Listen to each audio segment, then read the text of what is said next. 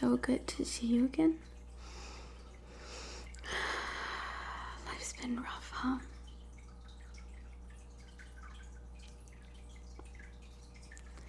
So how about you and me disappear for a little bit, or a lot of bit, and we finish this book. Okay. So let's just start with a couple of deep breaths, like always. So you can please take a deep breath for me. Start with inhale and exhale. Inhale. Exhale.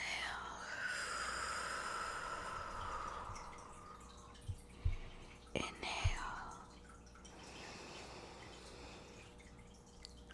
Exhale. Okay. Let's read.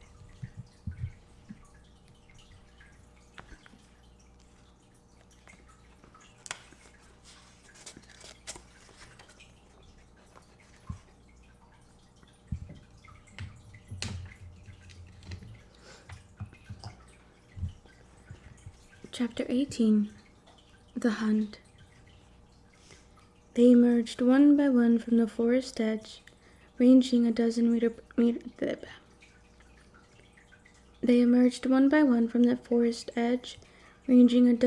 apart. The first male into the clearance fell back immediately, allowing the other male to take the front, orienting himself around a tall, dark-haired man in a manner that clearly displayed who led the pack. The third was a woman. From this distance, all I could see of her was that her hair was a startling shade of red. They closed ranks before they continued cautiously toward Edward's family, exhibiting the natural respect of a troop of predators as it encounters a larger, unfamiliar group of its own kind. As they approached, I could see how different they were from the Cullens. Their walk was cat-like, a gait that seemed constantly on the edge of shifting into a crouch. They dressed in the ordinary gear of backpackers, jeans and casual button-down shirts and heavy weatherproof fabrics.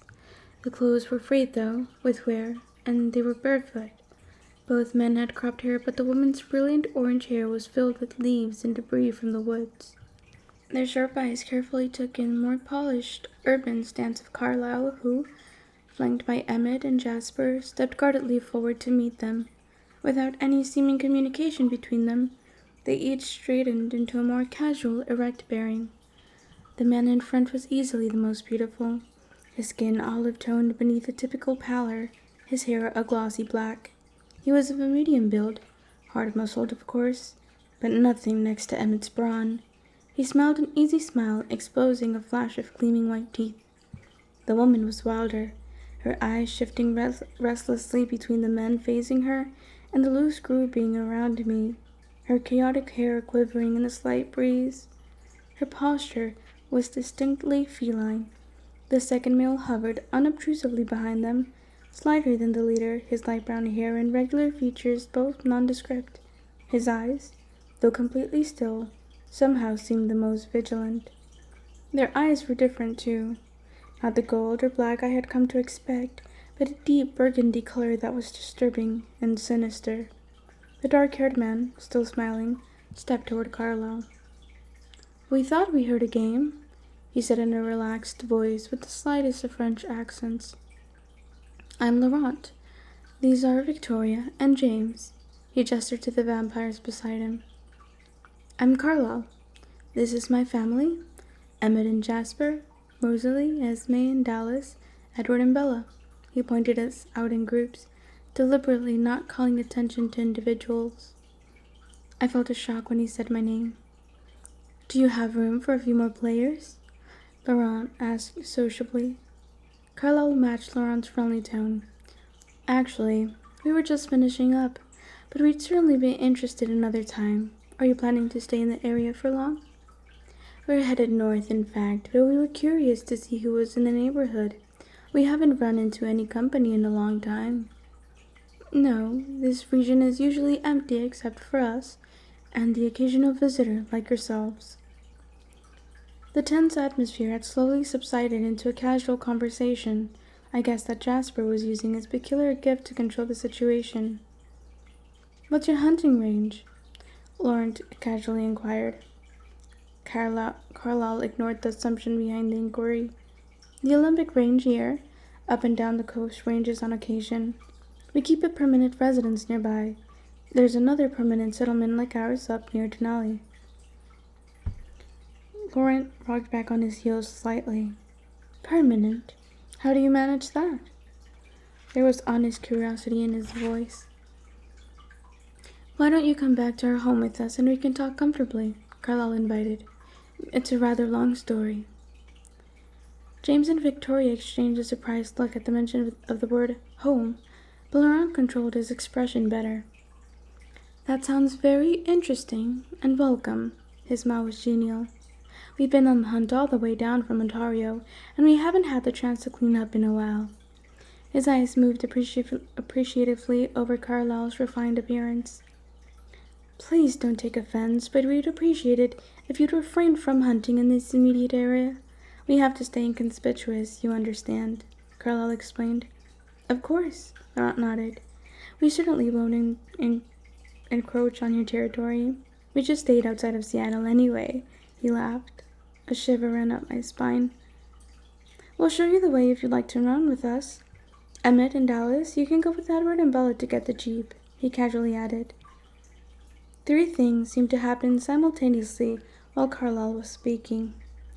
My hair ruffled with the light breeze, Edward stiffened, and the second male, James, suddenly whipped his head around, scrutinizing me, his nostrils flaring.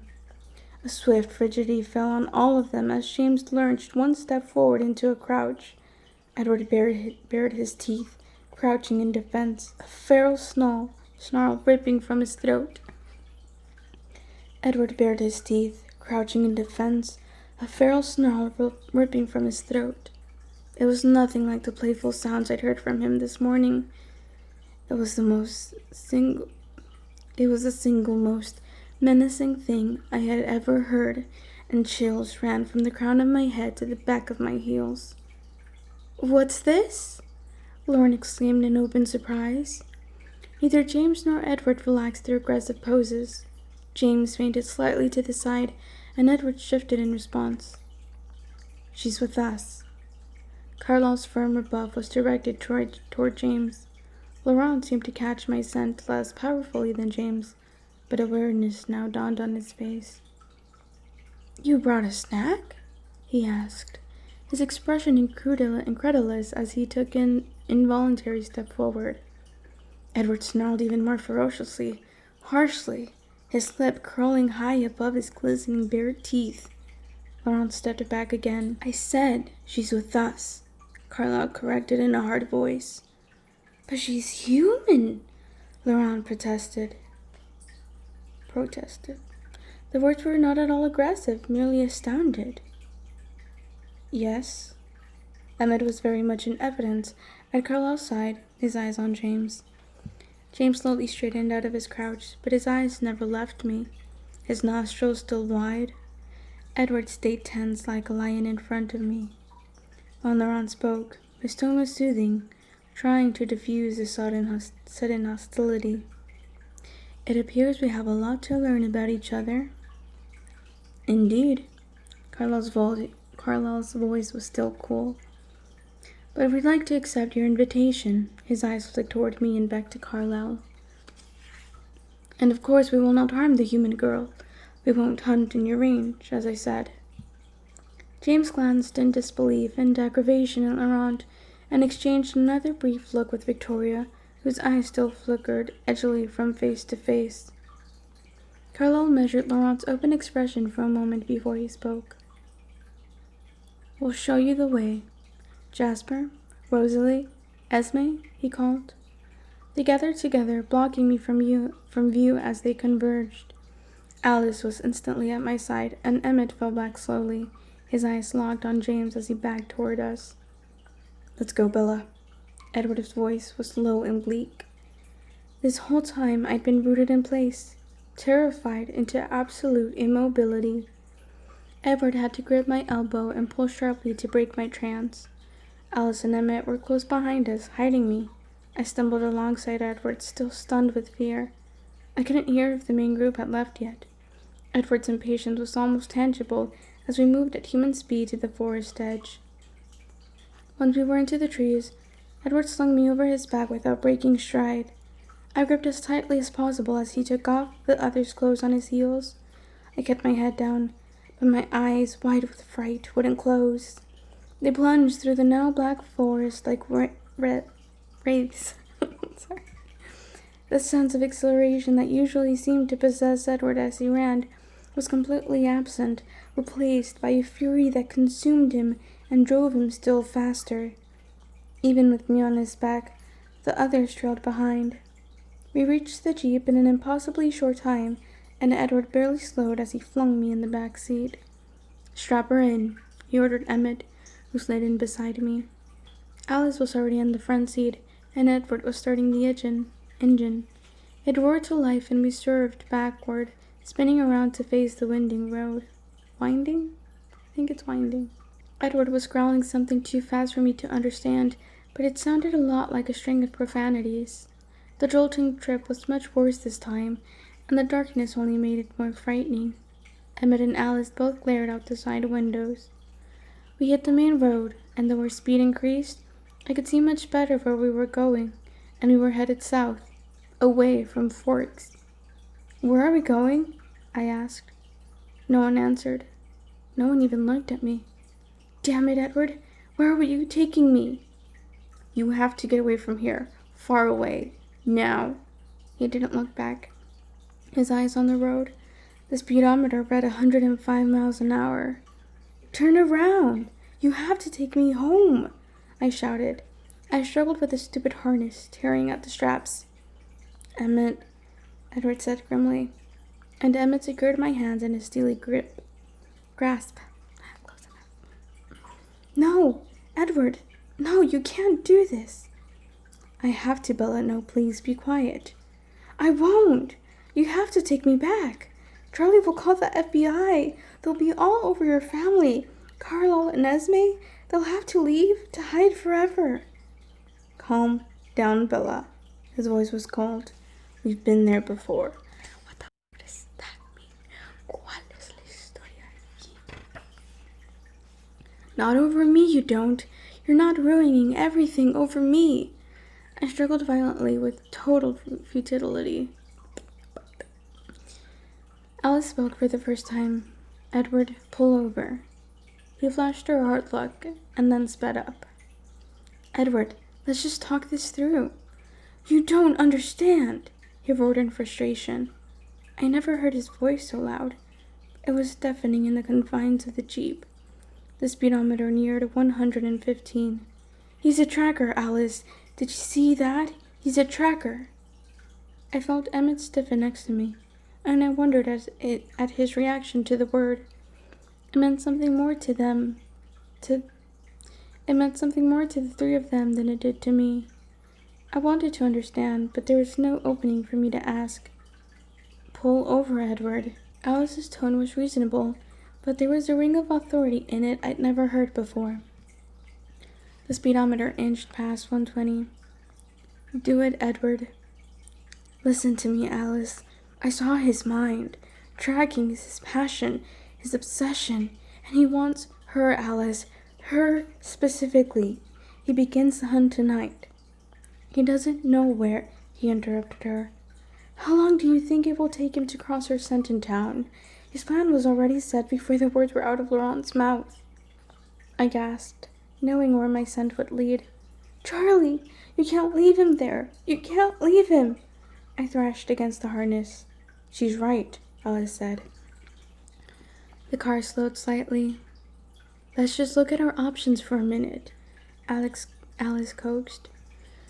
The car slowed again, more noticeably, and then suddenly we screeched to a stop on the shoulder of the highway. I flew against the harness and then slammed back into the seat. "There are no options," Edward hissed. "I'm not leaving Charlie," I yelled. He ignored me completely. We have to take her back. Emmett finally spoke. No, Edward was absolute. He's no match for us, Edward. He won't be able to touch her. He'll wait. Emmett smiled. I can wait too. You didn't see. You don't understand. Once he commits to a hunt, he's unshakable. We'd have to kill him. Emmett didn't seem upset by the idea. That's an option. And the female, she's with him. If it turns into a fight, the leader will go with him too. There are enough of us. There's another option, Alice said quietly. Edward turned on her in fury, his voice a blistering snarl. There is no other option. Emmett and I both stared at him in shock, but Alice seemed unsurprised. The silence lasted for a long minute as Edward and Alice stared each other down. I broke it. Does anyone want to hear my plan? No, Edward growled. Alice glared at him, finally provoked. Listen, I pleaded. You take me back. No, he interrupted. I glared at him and continued. You take me back. I tell my dad I want to go home to Phoenix. I pack my bags. We wait till this tracker is watching, and then we run.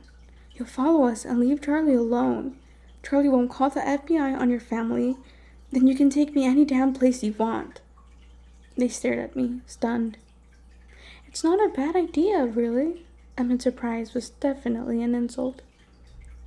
It might work, and we simply can't leave her father unprotected. You know that, Alice said. Everyone looked at Edward. It's too dangerous. I don't want him within 100 miles of her.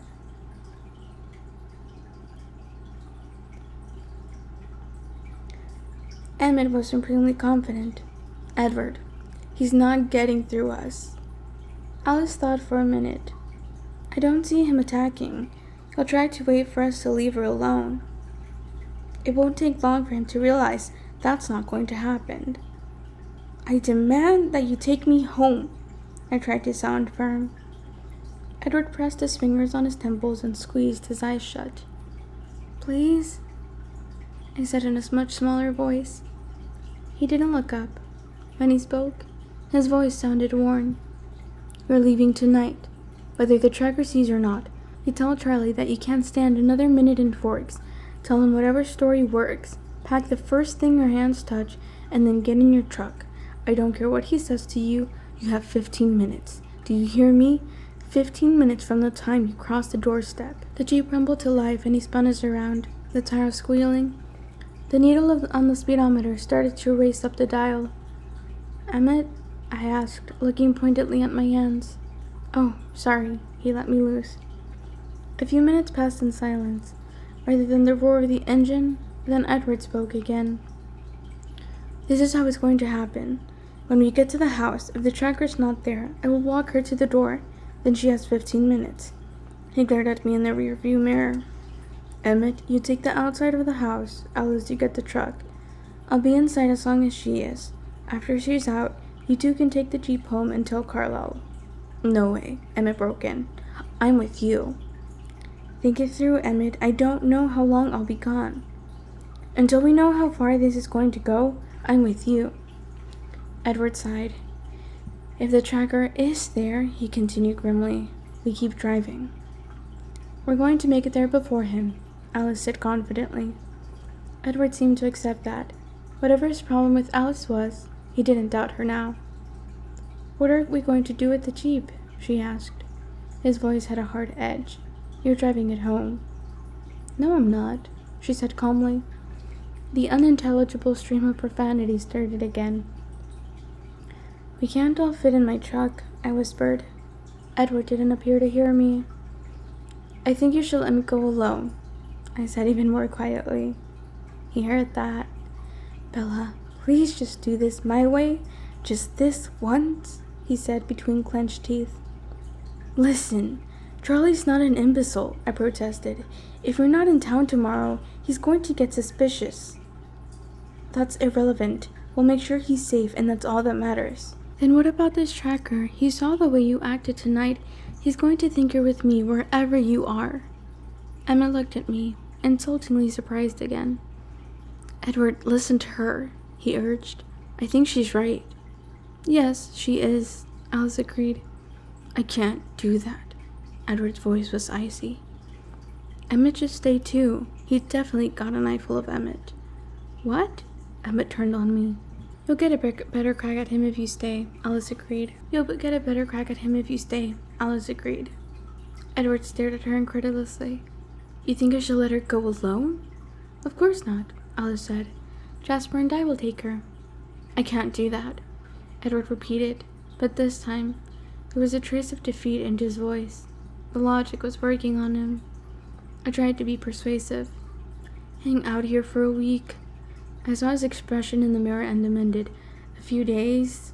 Let Charlie see you haven't kidnapped me and lead this James on a wild goose chase. Make sure he's completely off my trail. Then come and meet me. Take a roundabout route, of course, and then Jasper and Alice can go home. I could see him beginning to consider it.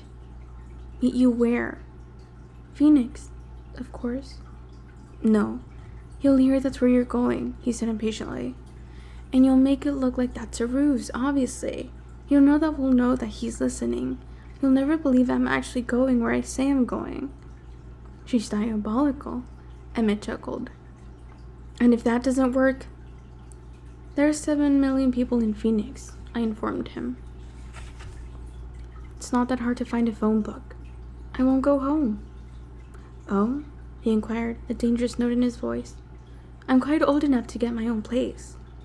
Edward, we'll be with her, Alice reminded him. What are you going to do in Phoenix? He asked her scathingly. Stay indoors. I kind of like it. Emmett was thinking about cornering James, no doubt. Shut up, Emmett. Look, if we try to take him down while she's still around, there's a much better chance that someone will get hurt. She'll get hurt. Or you will, trying to protect her. Now, if we get him alone... He trailed off with a slow smile. I was right. The Jeep was crawling slowly along now as we drove into town. Despite my brave talk, I could feel the hairs on my arms standing up. I thought about Charlie, alone in the house, and tried to be courageous. Bella? Edward's voice was very soft. Alice and Emmett looked out their windows. If you let anything happen to yourself, anything at all, I'm holding you personally responsible. Do you understand that? Yes, I gulped. He turned to Alice. Can Jasper handle this? Give him some credit, Edward. He's been doing very, very well, all things considered. Can you handle this? He asked. And graceful little Alice pulled back her lips in a horrific grimace and let loose with a guttural snarl that had me cowering against the seat in terror. Edward smiled at her. But keep your opinions to yourself, he muttered suddenly.